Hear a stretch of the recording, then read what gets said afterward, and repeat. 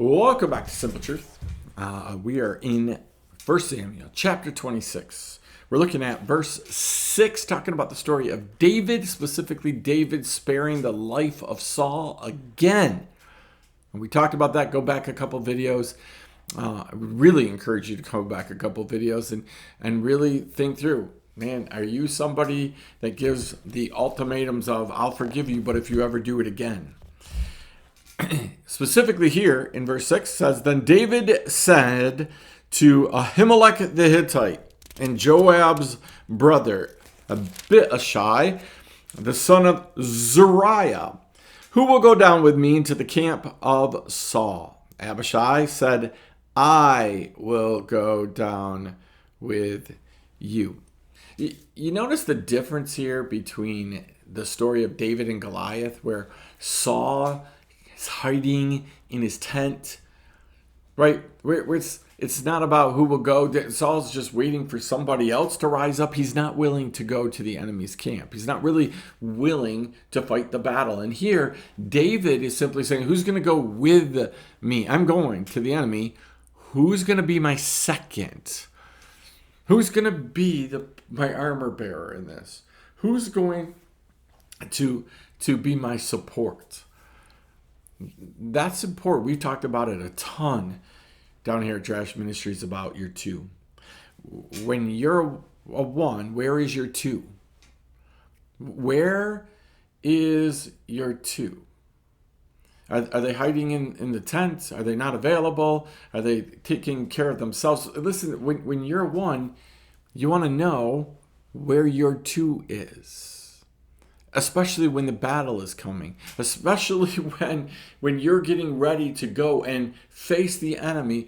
Who's going to have your back? Jesus went through this. It's really funny. He went through this in the garden. He took 11 disciples with him, and he told 8 of them, hey, stay here. Stay here and wait and watch. Then he takes 3 more a little bit closer, and he just asks them to stay up with me. Have my back. And you know what he found?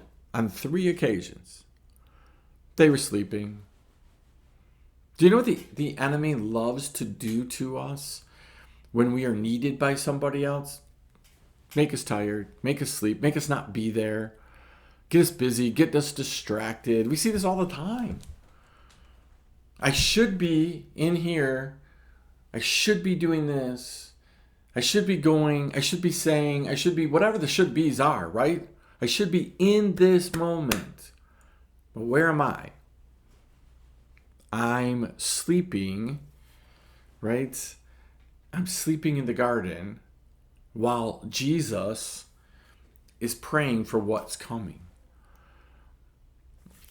We do this in church all the time. We tell people we got their back. We tell people we're going to be praying for them. We ask them, what do you need? We tell them all of this stuff. And then we find ourselves sleeping. Why?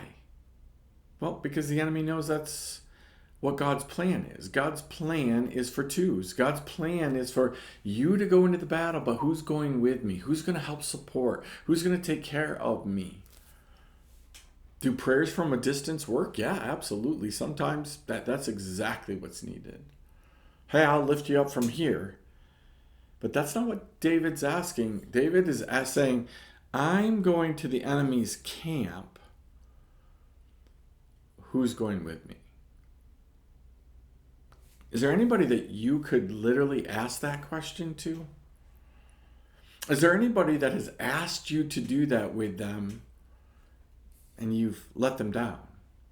You were sleeping when they needed you. Now, be careful, because the defensive position for this is, well, you didn't really need me. You didn't really, you don't get to decide that. I don't get to decide that. Part of being a pastor is, I don't get to decide when people need me. God ultimately decides that. But I've gone and done some things that you're like, well, nobody really needed. I've actually literally had people who have said, Annie, we don't need you to do anything. We just need your presence here. Oh, okay. I got that.